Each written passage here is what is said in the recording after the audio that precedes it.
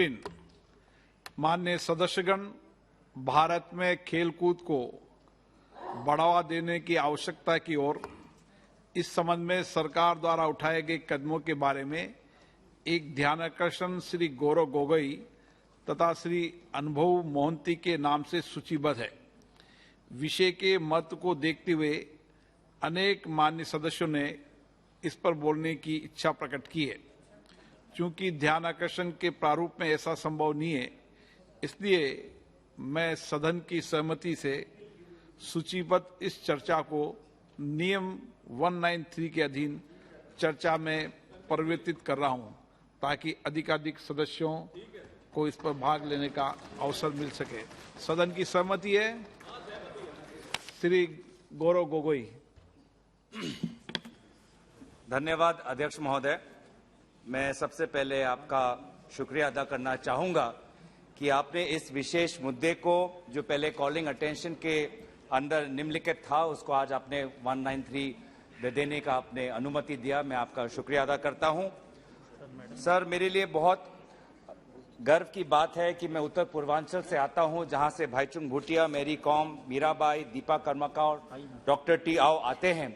तो मेरे लिए बहुत गर्व का ये समय है कि मैं उस उत्तर पूर्वांचल की खेल के प्रति जो प्रतिभा है, उस प्रतिभा को यहाँ मैं प्रकाशित कर पाऊंगा और उत्तर पूर्वांचल और लगभग पूरे देश की जो आकांक्षाएं हैं, आशाएं हैं खेल जगत को लेके, उसका भी मैं यहाँ पे विशेष रूप से मैं प्रकाशित करना की चाहूंगा और कोशिश करूंगा। अध्यक्षा महोदय, सभापति महोदय, सबसे पहले ये भी कहना चाहूंगा कि बहुत अच्छा लगा कि आज इस चर्चा में स्वयं मंत्री श्री अनुराग ठाकुर जी उपस्थित हैं, क्योंकि पिछले हफ्ते बहुत से प्रश्नकाल में उनके विभाग के जो प्रश्न थे, उनके जो एमओएस थे, निशित प्रामाणिक जी ने बहुत सुंदरता से उन प्रश्नों का उत्तर दिया, पर वो स्वयं उस समय उपस्थित नहीं थे। और काश, और हो सकता है कि क्योंकि उन्होंने पिछले समय में इतने सारे प्रश्नों का जवाब नहीं दिया, तो आज जब 0R में एक MG नरेगा का मामला उठा तो उसमें उन्होंने अपना उत्तर देना वाजिब समझा। इसके बावजूद भी मैं खुश हूं कि यहाँ पे वो आएंगे और अपनी बात रखेंगे। अनुराग जी, आपने एक स्टेटमेंट दिया है जो 197 के तौहीन के निम्नलिखित जो विभिन्न जो सरकार के जो स्कीम्स हैं, उस स्कीम्स का विवरण है। पर sir, I must say that I am not satisfied with this statement, and I wish you had brought a much more extensive statement, because you have only enlisted the schemes. Madam, we have all discussed these schemes in the last week's question hour. Many of these schemes were discussed, including Khelo India. So we are familiar with the schemes. But what we had wanted to know in this statement, because the agenda of the calling attention now converted into 193 was need to promote sports in India and steps taken by the government. So what are we doing to promote the sport? We just have the list of schemes. But what more do we need to do? What additional do we need to do? That is what we wanted to hear. आपने विभिन्न schemes का विवरण तो किया, लेकिन इन schemes का पिछले 5-6 सालों में इसका नतीजा, इसका आउटकम, इसके बारे में आज इस स्टेटमेंट में जानकारी नहीं है। हमारी अपेक्षा रहेगी कि आदरणीय मंत्री महोदय जब अपने बात रखेंगे तो विभिन्न जो ये स्कीम्स है उसका परिणाम क्या हुआ, कितने स्टेडियम बने, कितने एथलीट्स निकले, विभिन्न सेक्टर में कितने एथलीट्स निकले, विभिन्न कोचेस कितने डेवलप हुए, विभिन्न कंपटीशन कितने हुए, उस सभी का विवरण इसमें अपने उत्तर में वो करेंगे। क्योंकि ये 193 में कन्वर्ट हो गया है, सभापति महोदय, मैं आपसे समय की गुजारिश करूंगा कि आप मुझे उचित समय देंगे, क्योंकि ये बहुत महत्वपूर्ण चर्चा है और पूरे स्पोर्ट्स इकोसिस्टम को लेकर हम चर्चा करना चाहते हैं। तो जब हम स्पोर्ट्स के इकोसिस्टम की बात करते हैं तो सबसे पहले उसके शासन को देखना पड़ेगा, गवर्नेंस को देखना पड़ेगा। तो गवर्नेंस में मिनिस्ट्री ऑफ यूथ अफेयर्स है ही, और उसके साथ ही ये साय है हमारा स्पोर्ट अथॉरिटी ऑफ इंडिया, उसके साथ हमारा Indian Olympic association, national sports federation, state sports association, district sports association है। दूसरा इकोसिस्टम क्या है गवर्नेंस के अलावा? वो है हमारा talent scout and training. That includes your coaches, that includes your athletes, that includes your support staff, your nutritionists, your psychologists, all of that. The third is the infrastructure itself, whether it's for training, your stadiums, whether it's for holding competitions like the Asian Games. We also have the federations, which are extremely important, I talked about. And we talked about sports marketing, the sports industry, which is the role of the private sector who give their branding rights, who give their sponsorship rights, who fund. And lastly, you have, as I said, the issue of funding. So these are the multiple things that we want to cover. So first of all, what we wanted to know today from the Honorable Minister is that what is the vision of this sector? What is the vision of sports that your government has? Surely it is not to be just business as usual and run the schemes. आपने एक संकल्प लिया होगा, आपने एक संकल्प लिया होगा स्पोर्ट्स के लिए, तो वो संकल्प हम जानना चाहते हैं. अभी हमने क्लाइमेट चेंज की हमने बात की, उसमें पर्यावरण का संकल्प है कि 2070 तक हम 1 बिलियन टन हटा देंगे कार्बन का, 2050 तक नेट जीरो, 2070 में नेट जीरो होंगे. तो उसी हिसाब से स्पोर्ट्स को लेके, युवाओं को लेके क्या आपका संकल्प है, ये हम आज जानना चाहेंगे. और स्पोर्ट्स इसलिए महत्वपूर्ण है क्योंकि sports is not just about medals. Sports teaches us about character. Sports teaches us about the value of hard work. Sports teaches us the value of leadership. Sports teaches us the value of unity and teamwork. And sports, more importantly, teaches us to be humble when you win and to be courageous when you lose. These are important lessons that sometimes even we politicians should imbibe, to be humble in victory and to be courageous in adversity. Very good. Sir, Honorable Madam, we must talk about one big pillar of sports in India, which are the federations. Now, there are certain federations which are doing well, and they are very important. They get funds from the center and they conduct their competitions and trainings. But there are a lot of federations, madam, which are not professionally run. And therefore, what is the ministry doing in order to ensure that our federations are professionally run? They have a regular calendar of competitions. They have dedicated training facilities for the athletes. And they have a good working relationship with coaches and athletes. Just to give you an example, madam, of China, the closest nation, China was a country like us that at one time was not doing well in sports, in Olympics, then put a lot of investment, a lot of interest in sports, and we can all see the performance of China vis-a-vis India in the Olympic Games, and we can see the Chinese trajectory in terms of their medals scored as well. But how have they done it? Their infrastructure, they focused on infrastructure, and they focused on 365 days a year. Their athletes must be engaged either in training, and they had dedicated training facilities. There should be a dedicated calendar for competitions, and they were supported with the right support staff. So therefore, is our federations, do they have the same capacity? Do they have the same amount of government funding?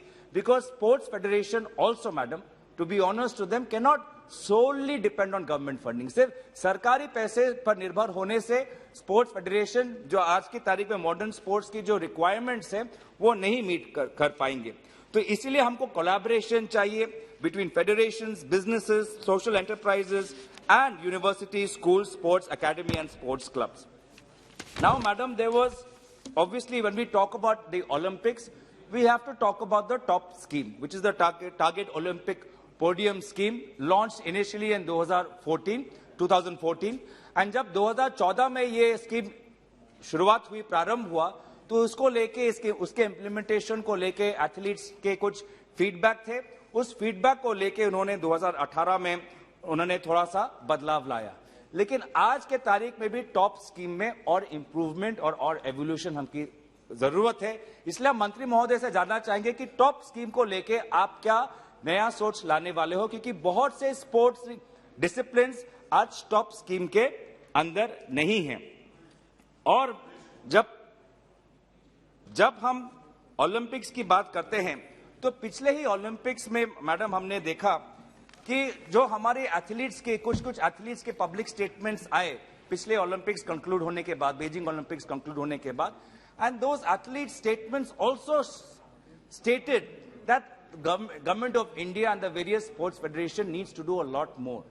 Now, I don't want to go into the details, but I just want to name those athletes whose concerns were reported in media. There was a concern raised by the golfer Aditi Ashok, who said that her hotel or her resort was so far away from the golfing ground that in order to reach the golfing ground for the Olympics at 7 a.m., she had to leave her hotel at around 4:35, and therefore a lot of time for recovery was lost. There was also another table tennis athlete, Manika Batra, who talked about a very fractious relationship with the coaches and the entire association. And I don't want to get into the details, Honorable Minister, but let us just say it didn't seem to be handled well. अच्छी तरीके से हमने, मुझे लगता है कि उन बातों को हमने संभाला नहीं. जो एक सेंसिटिविटी दिखानी चाहिए थी फेडरेशन की तरफ से, एथलीट्स के प्रति, वो हमने दिखाया नहीं. और इसलिए मैं चाहूंगा कि आप स्पेसिफिक इंसिडेंट्स में न जाते हुए एथलीट्स के जो पोस्ट ओलंपिक को लेके कुछ कंसर्न्स जो आए हैं, क्या आपने अपने मंत्रालय में संज्ञान लिया है और संज्ञान लेने के पश्चात आपने उसमें क्या कदम उठाए हैं? So the most important thing is that we must keep our athletes busy, we must keep our athletes engage. होता क्या है मैडम कि जब हमारे एथलीट्स जाते हैं और कहीं वो एक मेडल जीत के आते हैं, ब्रॉन्ज मेडल हो, गोल्ड मेडल हो, हम इतना खुश होते हैं और खुश होना स्वाभाविक भी है कि हम एथलीट्स को उनकी जो ट्रेनिंग है उस ट्रेनिंग से उनको खींचकर हम बोलते हैं आप यहाँ पे आइए, आप इस प्रोग्राम में आइए, आप इस प्रोग्राम में आइए, आप इस प्रोग्राम में आइए, आप वहां जाइए. वो और जो उनका फेलिसिटेशन 6 महीने, 7 महीने, 8 महीने तक चलते रहता है. उससे कारण क्या होता है कि ओलंपिक्स के बाद जो अगले महीने, 2 महीने, 3 महीने में जो गेम्स होते हैं उसमें उनको ट्रेनिंग का उचित समय नहीं मिलता. और उसी के बाद क्या होता है कि उनका परफॉर्मेंस, जिस प्रकार से उनका परफॉर्मेंस होना चाहिए वो नहीं होता है. और फिर हम दोबारा, हमारी ये एक सभ्यता है कि हम बहुत जल्दी किसी को उठाते हैं और एक ही हार के बाद उसको हम भूल जाते हैं. जैसे कि हमारी महिला हॉकी टीम ने इतना बढ़िया प्रदर्शन किया मैडम, इतना गर्व हम महसूस करते हैं कि कहां गांवों से हमारी महिलाओं आए हैं, उन्होंने इतना अच्छा एक फाइट दिया, पदक जीतने वाले थे. पर आज अब हम दोबारा उनको जिस प्रकार से पूरा उनको याद करना चाहिए, उनके साथ खड़ा होना चाहिए, देश के एक नाते हम उनके साथ कहीं ना कहीं हम भूल रहे हैं. Same with men's hockey team, इतने सालों बाद वो पदक जीत के आए, उनके साथ हमें खड़ा होना. आज भी वो अच्छा प्रदर्शन कर रहे हैं. Aditi Ashok almost could have one a medal, but now again somehow and we all have to take collective responsibility. मैं ये नहीं कह रहा कि ये सरकार की जिम्मेदारी है, पर कुल मिलकर समाज के हिसाब से हमको देखना है कि हम जिसको हम उठाते हैं उसके साथ रहें. वो एक यात्रा है, वो स्पोर्ट्स पर्सन एक यात्रा पर निकला है. उस यात्रा में जीत के समय, हार के समय उस खिलाड़ी के साथ हमको खड़ा रहना है. और जो खिलाड़ी जीत के आता है उसको बेशक हमें फेलिसिटेट करना चाहिए, पर इतना भी ओवरडू ना करे कि वो अपने ट्रेनिंग से उसका मन भटक जाए. तो इसीलिए एक annual calendar for training and competition is very very important. And therefore the top scheme I appreciated. Top नया स्कीम नहीं था, इससे पहले लंदन 2012 में ओपेक्स नाम का एक स्कीम था, उस समय ये चल रहा था. तो मैडम, यहाँ पे हमारे एक वरिष्ठ सांसद भी हैं जो ओलंपिक्स ने इनको खुद देखा है, राज्यवर्धन राठौर. बहुत अफसोस की बात है कि जो हमारे ट्रेडिशनल जो स्पोर्ट्स है, जिसमें अच्छा परफॉर्मेंस करते आ रहे थे, जैसे शूटिंग, अभिनव बिंद्रा, मनशेर सिंह, राज्यवर्धन राठौर, उन्होंने भारत का झंडा ऊंचा उन्होंने लहराया है खेल के जगत में. लेकिन शूटिंग में आज जिस प्रकार से हमारा परफॉर्मेंस होना चाहिए नहीं हो रहा. और बहुत हमारी अपेक्षाएं थी both with shooting and in archery in the recent Olympics. And there were lot of again जो अखबार में आए कि इक्विपमेंट नहीं मिला, लास्ट मिनट में गन एक्सचेंज हो गया या उनको ओरिजिनल जो इक्विपमेंट नहीं मिला. क्यों ये हुआ है? क्या आपने कोई कमेटी बैठाई है कि ऐसे जो कंप्लेंट्स आते हैं हमारे स्पोर्ट्स पर्सन को लेके, इसको लेके हम क्या करें? मैं एक और खिलाड़ी का नाम लेना चाहूंगा, शिव केशवन मैडम. वो विंटर ओलंपिक्स में लूज करता है और ऐसा एक स्पोर्ट है जिसमें शायद भारत में जिस प्रकार से उसको पहचान मिलनी चाहिए नहीं मिलती, लेकिन उस आदमी ने खुद अपने पैसे खर्च कर लूज में आज वो एक अंतर्राष्ट्रीय एक सुपरस्टार बन गया है, शिव केशवन. लेकिन जब उसने शुरुआत की थी उसके पास किसी प्रकार का फंडिंग नहीं था, क्योंकि बार बार बात हमेशा फंडिंग पे आती है, क्योंकि फंडिंग सरकार की बहुत सीमित है। तो क्या फंडिंग बढ़ाने के लिए क्या ये सरकार कुछ कदम उठाएगी? मैंने जैसे चीन का उदाहरण लिया, मैं लंदन का उदाहरण लेना चाहूंगा मैडम।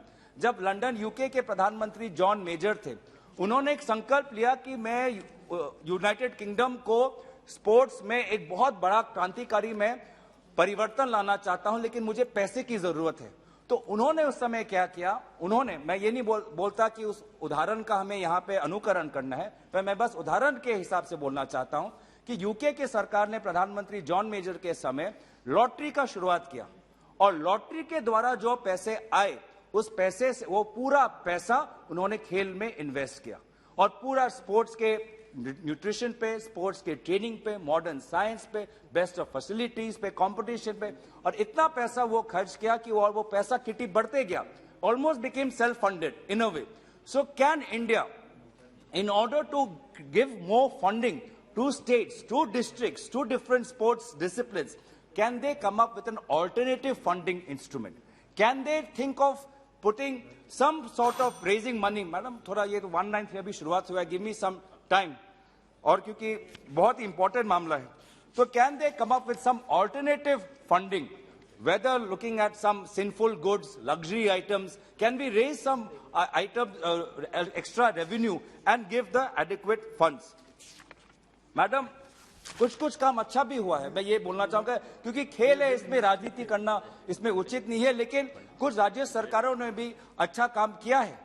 अब और उस राज्य सरकार ने अकेले नहीं, वो मिलके क्या है। अब जैसे मैं ओडिशा का उदाहरण लेना चाहूंगा, ओडिशा और टाटा ट्रस्ट दोनों ये मिलके उन्होंने हॉकी इंडिया को लगभग 150 करोड़ रुपए दिए हैं। उसका विवरण अनुभव मोहंती करेंगे, मैं ज्यादा विस्तार से नहीं कहना चाहूंगा, पर उन्होंने इस कदम लिया है। उसी प्रकार से असम में जब नेशनल गेम्स हुए थे मैडम, असम का जो पूरा स्पोर्टिंग इंफ्रास्ट्रक्चर था, उसमें इतना परिवर्तन आया कि हमने मॉडर्न इंफ्रास्ट्रक्चर लाके, हम modern coaching principles, modern talent scouting principles लाके आज असम से मैं गर्व से कहना चाहूंगा कि हिमा दास जो स्प्रिंटर है और लवलीना बोरगोहाई दोनों मेरे ही लोकसभा क्षेत्र से आते हैं। मैं गर्व हूं कि मैं उनका जनप्रतिनिधि हूं, और दोनों ने आके उसी स्टेडियम में प्रैक्टिस किया जो नेशनल गेम्स के टाइम पे बना था। तो कहीं ना कहीं राज्य सरकारों को आपको प्रोत्साहन देना चाहिए। हर राज्य सरकार अलग अलग हर साल में अपने अपने राज्यों में नेशनल गेम्स आयोजन करके अपने राज्यों के स्पोर्टिंग इंफ्रास्ट्रक्चर में एक परिवर्तन लाए। इस प्रकार का आप एनुअल कैलेंडर बनाइए, ताकि हम जान पाए कि इस साल स्टेट गेम्स का, नेशनल गेम्स का होंगे, अगले साल नेशनल गेम्स का होंगे। क्योंकि ऐसे ही दिल्ली के ये इतिहास था। दिल्ली में 1982 में राजीव गांधी एशियन गेम्स के ऑर्गेनाइजिंग कमेटी में थे, और जब एशियन गेम्स हुआ और उस समय जब दिल्ली में आए, तो दिल्ली के हमारे स्पोर्ट्स इंफ्रास्ट्रक्चर में इतना परिवर्तन आया। वो आप चाहे सिटी फोर्ट बोलिए, खेलगांव आप बोलिए, जवाहरलाल नेहरू स्टेडियम बोलिए, जहां पे आज भी अंतर्राष्ट्रीय लेवल के खेल होते हैं।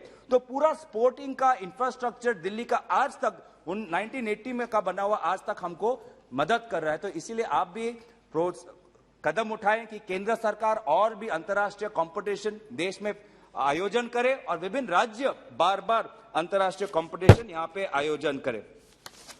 मैडम, लेकिन हमको ये भी बोलना पड़ेगा कि जहां पर हमारे खिलाड़ी हमारा देश का नाम ऊंचा करते हैं, लेकिन जब खिलाड़ी के जब शारीरिक कारण कोई उनकी बुरा समय आता है, तो खिलाड़ी के साथ जिस प्रकार से हमें खड़ा होना चाहिए, हम खड़े नहीं होते। मैं उदाहरण लेना चाहूंगा डिंको सिंह।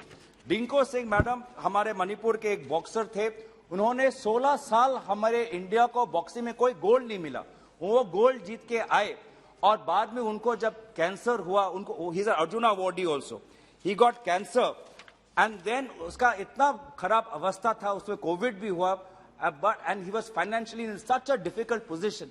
तो क्यों आपके जो ये विभिन्न प्रकार के स्कीम्स है, आप मैं जानना चाहूंगा कि केंद्र सरकार ने डिंको सिंह के कैंसर ट्रीटमेंट में कितना पैसा आपने खर्च किया? क्योंकि एक टाइम पे जो बॉक्सर्स थे, विजेंद्र सिंह और उसके सहयोगी, उन्होंने डिंको सिंह के लिए उनके कैंसर ट्रीटमेंट के लिए पैसा उठाना पड़ा, और 1 लाख भी बहुत था उस समय के लिए। तो बहुत दुख होता है मैडम कि जो खिलाड़ी जो खासकर के Asian games gold winning boxer होते हैं, और उनका ऐसा एक समय दूरदर्शा आता है कि अपना घर सब कुछ बेचना होता है। थैंक यू मैडम, बस मैं 2-3 और point, give me just 2 minutes, I will finish it. Madam, I want to also say कि ये जो स्पोर्ट्स है ये गुरु शिष्य का परंपरा है। अगर खिलाड़ी हमारे शिष्य हैं, खिलाड़ी हमारे छात्र हैं, तो जिस प्रकार से अध्यापक को हम महत्व देते हैं स्कूल में, उसी प्रकार से कोचेस को हमको महत्व देना है। तो इसीलिए क्या कोचिंग करिकुलम में आप क्या कोई सुधार ला रहे हैं? कोचिंग स्टैंडर्ड्स को आप कैसे बढ़ावा दे रहे हैं? और खासकर कि आपने अनाउंस किया था कि इकोनॉमिकली वीकर सेक्शन से आप कोचेज लेंगे। आपने साइक में एक नया पॉलिसी निकाला कि आप इकोनॉमिकली वीकर सेक्शन से आप कोचेज लेंगे, तो उसमें कितना आप आगे बढ़े हैं? आपने एक एडवर्टाइजमेंट निकाला था लगभग फरवरी के महीने में, तो उसका हम स्टेटस जानना चाहेंगे, क्योंकि एडवर्टाइजमेंट था अगस्त के लास्ट ईयर में आपने निकाला था। 220 कोचेस का आपने एडवर्टाइजमेंट निकाला था to be and candidates should be from SC, ST, OBC and economically weaker sections. They were asked to apply. So what is the status of that? Madam, कुछ समस्या भी हमको उठाना चाहिए. Madam, I want to raise the issue of sexual harassment. It is very unfortunate, madam, कि बार-बार हमको sexual harassment of female athletes के cases हमको अखबार में हम पढ़ रहे हैं. साई के सेक्सुअल ट्रेनिंग सेंटर्स नई दिल्ली, बंबई, बेंगलुरु, औरंगाबाद, दमन एंड दीव, पटियाला, इलूरू, काशीपुर, कटक, कोझिकोड, भोपाल और मयलादुराई, यहाँ पे सेक्सुअल हरासमेंट के केसेस आए हैं। Madam, is the government taking it seriously? क्योंकि जो हमारे आते हैं हमको सुनने में कि government is not taking any strict action because the coaches are well connected with in SAI. Madam, हमने खुद ही देखा अभी अमेरिका में, वहां पे ओलंपिक्स को जो उनका जिम्नास्टिक टीम है उसको सेक्सुअल हरासमेंट केस को लेके एक बहुत बड़ा फाइन, एक ऐतिहासिक फाइन वहां पे जिम्नास्टिक टीम में लिया। तो इसलिए हम भी चाहेंगे कि आप इस मामले में क्या संवेदनशील होंगे, क्योंकि महिला अगर ऐसे प्रकार का वातावरण देखेंगे तो हमारे महिलाओं क्यों आगे बढ़ेंगे। और आज अगर आप मेडल के प्रोस्पेक्ट्स देखें तो ज्यादातर महिला आज हमारे देश के लिए मेडल्स ला रहे हैं, तो इसलिए महिलाओं के लिए भी हमको सोचना चाहिए।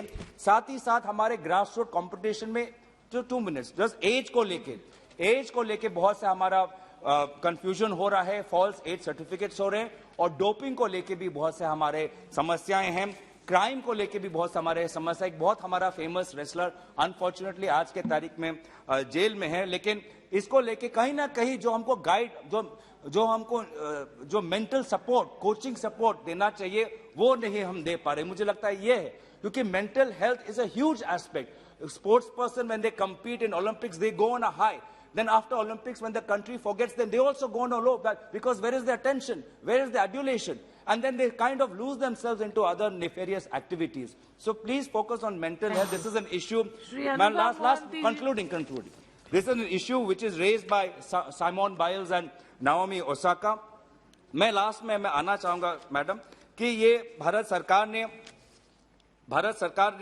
खेल रत्न में उन्होंने जो हमारे जो हमारा एक अवार्ड है, हमारे हॉकी के एक बहुत अच्छे प्लेयर है मेजर ध्यानचंद, उनके नाम में किया, जबकि major Dhyan Chand lifetime achievement award था ही, लेकिन उसके बावजूद भी सरकार ने ये वाजिब समझा कि राजीव गांधी खेल रत्नों को भी वो ध्यानचंद खेल रत्न में उसका नाम विवरण करें। इसको लेके हमें राजनीतिक टिप्पणी नहीं करनी। मुझे प्रधानमंत्री मोदी जी ने कहा कि बहुत सारे रिक्वेस्ट आए थे, इसलिए उन्होंने राजीव गांधी जी का नाम हटा के मेजर ध्यानचंद का नाम उन्होंने लगाया। तो मैं यही भी जानना चाहूंगा कि गुजरात में सरदार पटेल का क्रिकेट स्टेडियम था, क्या प्रधानमंत्री मोदी जी को बहुत से रिक्वेस्ट मिले कि सरदार पटेल का नाम हटा के उन्होंने अपना स्वयं का नाम डाल दिया। मैं अंत में यही बोलना चाहूंगा कि मैडम, स्पोर्ट्स हमारे नेशन बिल्डिंग के लिए बहुत ही महत्वपूर्ण है, because sports teachers us about important values, to play for your country, to play for your flag, to rise above religion, to stand united, to face adversity, and together, no matter where you come from, which religion you belong to, what caste you are, what sexual preference you are, when we play as a team, we play for Team India. That's why we need sporting culture to be sent down the stream right to our universities, colleges and schools. And again, I say that's something that politicians need to learn. Thank you very much. Yes.